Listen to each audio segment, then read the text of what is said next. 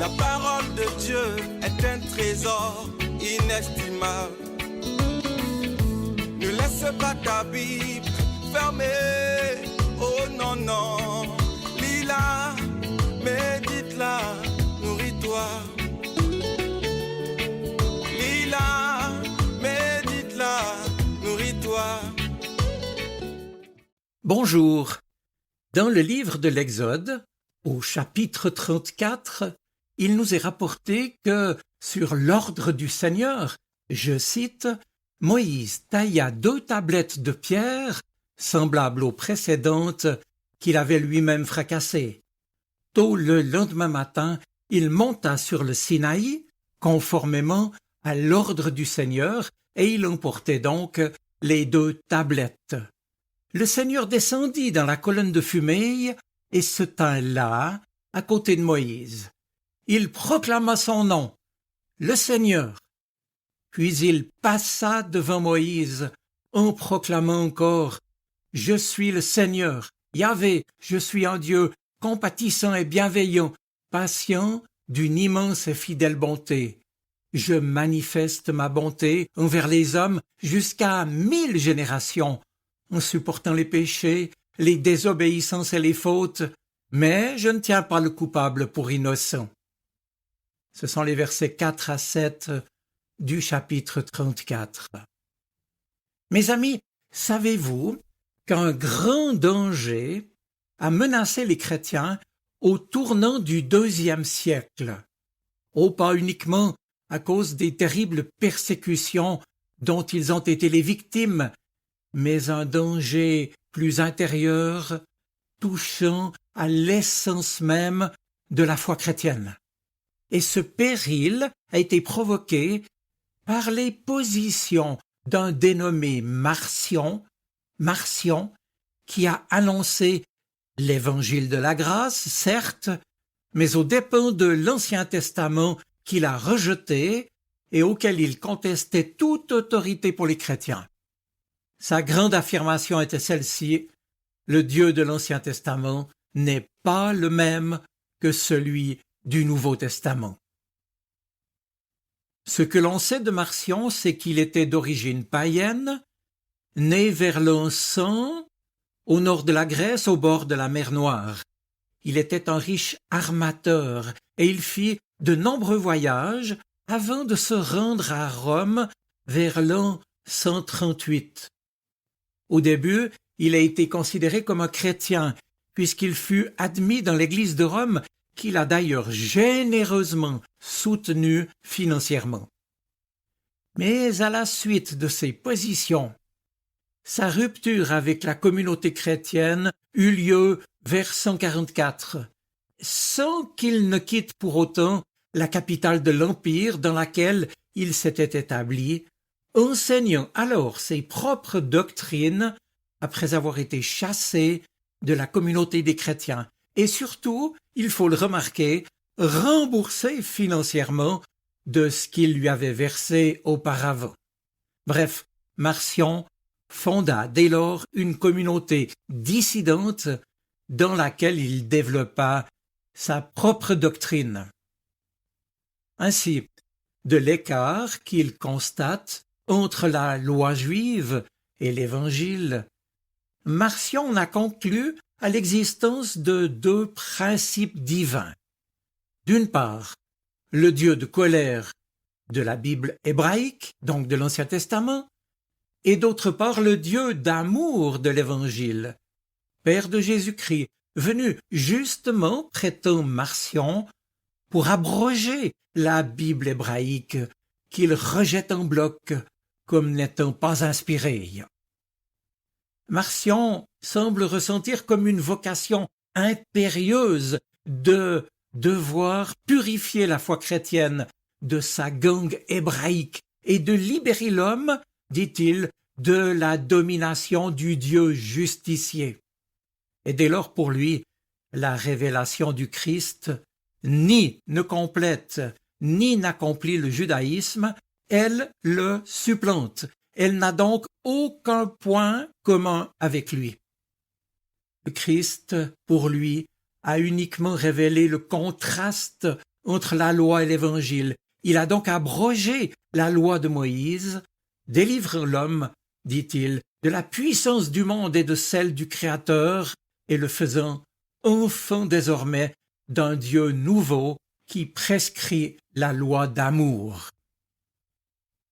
Les historiens nous disent qu'une église marcionnite, avec d'autres communautés du même type, se sont constituées qui eurent un grand développement et subsistèrent même jusqu'au-delà du Ve siècle.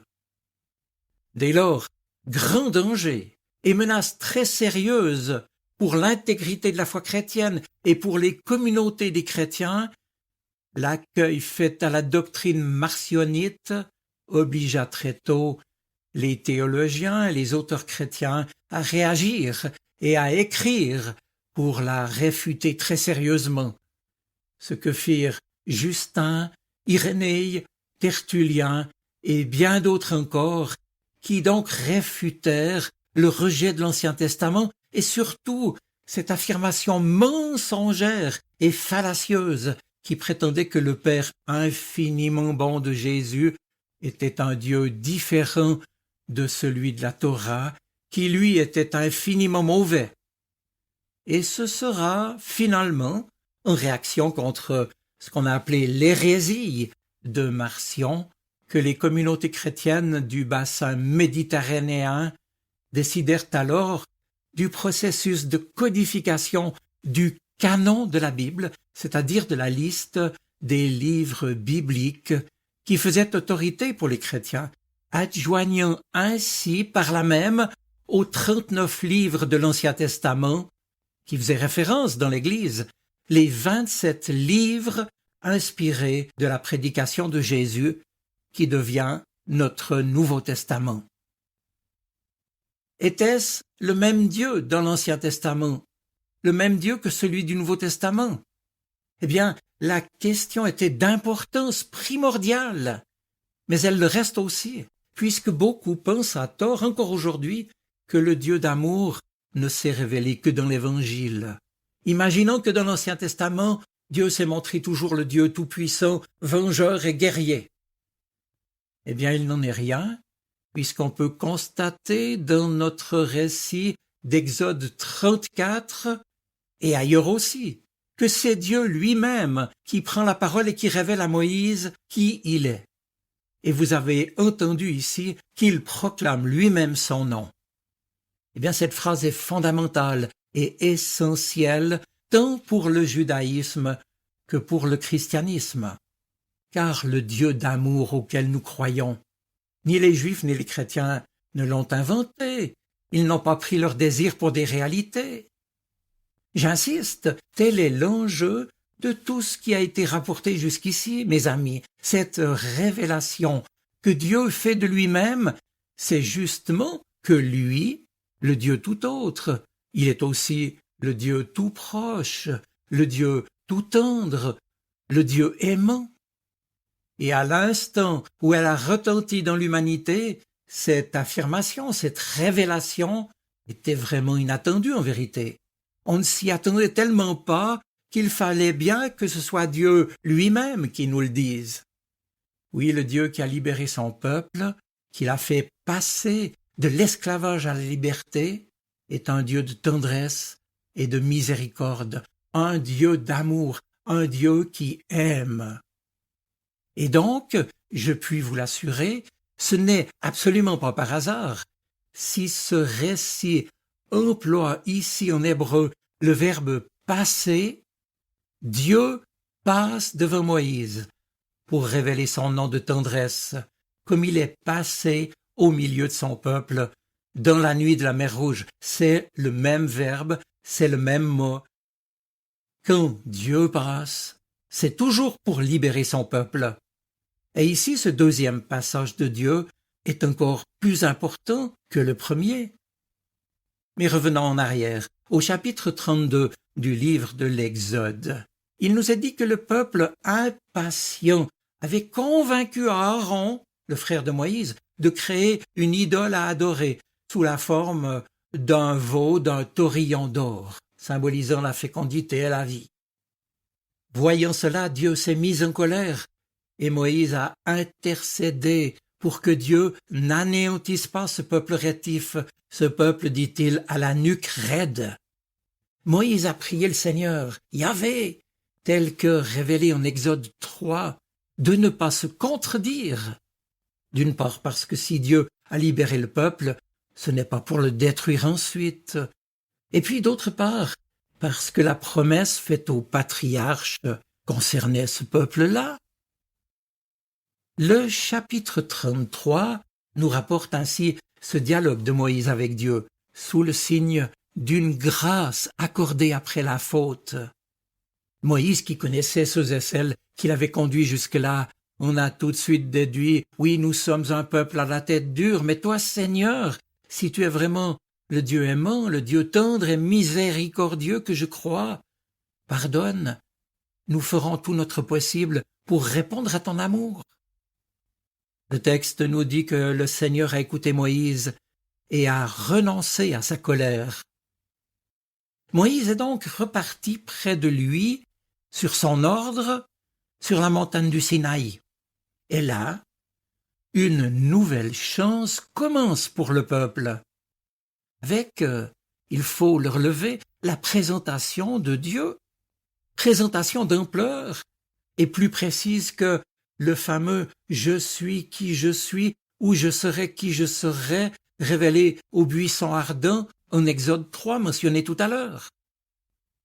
Cette présentation de Dieu ici dit aussi quelque chose du peuple et de notre réalité humaine, en vérité quelque chose de la compréhension que le peuple, que chacun de nous peut avoir de lui-même, séparé de Dieu par nature, rebelle.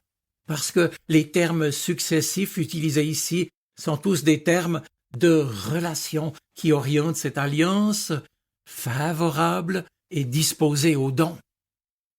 Alors Marcion avait tort, vraiment tort, car avec tant d'autres textes de l'Ancien Testament, on peut le constater.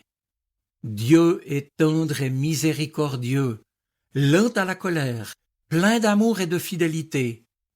Dieu est compatissant et clément, c'est-à-dire que Dieu fait grâce. Dans son amour, il est patient, littéralement abondant en fidélité et en vérité, à ce point que sa fidélité s'étend sur 1000 ou sur des milliers de générations, et que Dieu supporte et pardonne les fautes, les révoltes et le péché. Mais pour autant, précise le Seigneur, nos fautes, nos rébellions, nos transgressions, nos péchés ne sont pas purement et simplement effacés comme s'ils n'avaient pas été. Non, la suite de la présentation de Dieu ici est claire. Dieu n'innocente pas le coupable. Il le fera plus tard, nous le savons, par le don de la vie de son Fils, Jésus-Christ mort sur la croix et ressuscité pour nous. Non, ici, c'est un nouveau sens qui est donné au passé du peuple, et cela dans le temps de la reconnaissance de la faute, de l'erreur, de l'errance, auquel répond la grâce, déjà acquise par son amour pour nous. Et c'est ainsi qu'une histoire nouvelle peut commencer, qu'un parcours de vie peut être repris, libéré du poids de culpabilité du passé, vers une nouvelle perspective, grâce au pardon. Mes amis, nous en sommes avisés. Non, pensons ne plus commettre d'erreurs ou de fautes, bien entendu, mais pour que nous prenions conscience du danger qui nous menace tous, et pour nous encourager à rester attachés à l'amour et au pardon du Seigneur, notre Dieu tendre et miséricordieux qui fait alliance avec nous, lent à la colère, plein d'amour et de fidélité, tel qu'il se donne à connaître dans ce texte, dans tout l'Ancien Testament, et bien sûr à travers Jésus le Christ. Je conclus, mes amis. Marcion avait tort, et les chrétiens ont eu raison d'approfondir leur foi en ne le suivant pas et en continuant de puiser dans l'Ancien Testament, puisque déjà le Dieu qui se présente au Sinaï comme le Dieu de Jésus-Christ, n'est donc pas un Dieu pourfendeur, mais Dieu créateur, par grâce, par amour. Oui, ce Dieu, amour et bienveillant de toute éternité, donne à chacun une nouvelle chance pour que nous puissions vivre une vie différente, en ayant compris un peu mieux ce que signifie cette grâce qu'il veut nous renouveler chaque jour. Car Dieu, en écrivant de sa propre main les premiers mots qui ouvrent son histoire d'amour avec son peuple, Dieu inaugure lui-même le début d'une aventure qui est aussi la nôtre et qui passe par le Messie promis par l'Ancien Testament, Jésus-Christ, et qui ne s'achèvera qu'à la fin des temps. Je vous souhaite une bonne semaine. Soyez bénis. Amen. La parole de Dieu est un trésor inestimable. Ne laisse pas ta Bible fermée. Oh non, non. Lis-la